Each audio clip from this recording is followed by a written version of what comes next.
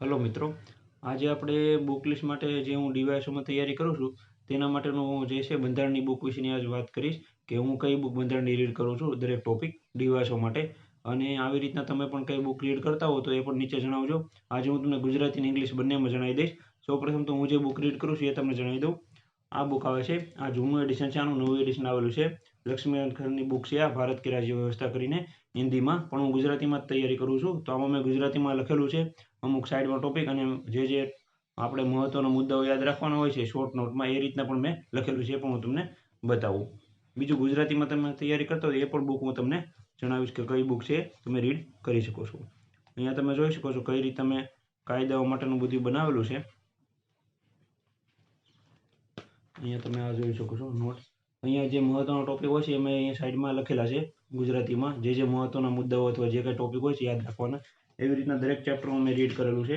તમે આવી રીતના રીડ કરી શકો છો. ભલે ઇંગ્લિશમાં હોય કે હિન્દીમાં હોય તો પણ તમે આવી રીતના ગુજરાતીમાં લખીને તૈયારી કરી શકો છો. અહીંયા તમે જોઈ શકો છો, હું તમને બતાવું એટલે તમને ખ્યાલ આવે. આવી રીતના તમે શોર્ટ મુદ્દાઓ જે છે એ સાઈડમાં લખી શકો છો.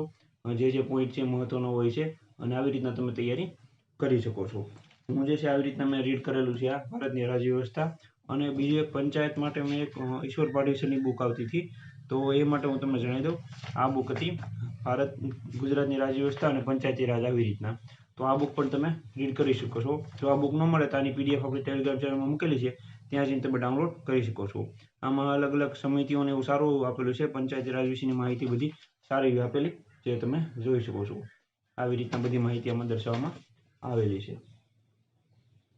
અને બીજું તો આ બે બુક હું અત્યારે ખાસ એક રીડ કરું છું આમાંથી તે, અને જે છે એ જૂના પ્રશ્નો તમારે સોલ્વ કરતા જવાના. હવે ગુજરાતી માટે જણાવી દઉં. ઘણા વિદ્યાર્થી મિત્રો ગુજરાતીનું કહેતા છે, જો તમારે ગુજરાતીમાં કર્યું હોય તો આ અત્યારે લેટેસ્ટ એડિશન આવેલું છે, ભારતીય બંધારણ અને રાજ્ય વ્યવસ્થા 6ઠ્ઠું એડિશન છે. યુવા ઉપનિષદની બુક છે આ, અને આ પણ સારી એવી બુક છે. આ પણ તમે રીડ કરી શકો છો. આમાં પણ દરેક ટોપિક કવર થઈ જાય છે આપણે બંધારણના વિશેના. ડીવાયએસઓ માટેની પણ આ બુક લિસ્ટ તમે કહી શકો છો, એસટીએમ માટેનું પણ કહી શકો છો. આ બંને બુક લિસ્ટ આમાં સામેલ થઈ જાય છે, જે આપણે બંધારણ વિષય માટેનું હતું.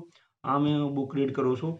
એટલે તમારે બધી બુક રીડ કરવાની નથી. કોઈ પણ એક બુક રીડ તમે કરતા હો તે વારંવાર તમારે રિવિઝન કરવાની છે. આવી રીતના જો તમારે બીજા વિષયના જે છે એ પણ વિડીયો આપણી ચેનલમાં ટૂંક સમયમાં આવી જશે, એટલે ચેનલમાં જોડાયેલ રહેજો.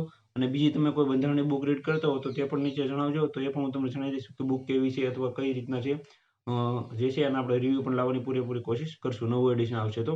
અત્યારે મારા મત મુજબ તો આ બંને બુક સારામાં સારી છે. આમાંથી તમે કોઈ પણ રીડ કરી શકો છો. અને બીજા કાંઈ પણ પ્રશ્ન હોય તો નીચે કોમેન્ટમાં જણાવજો. ચેનલમાં ન હોય તો ચેનલને સબસ્ક્રાઈબ કરી આપજો.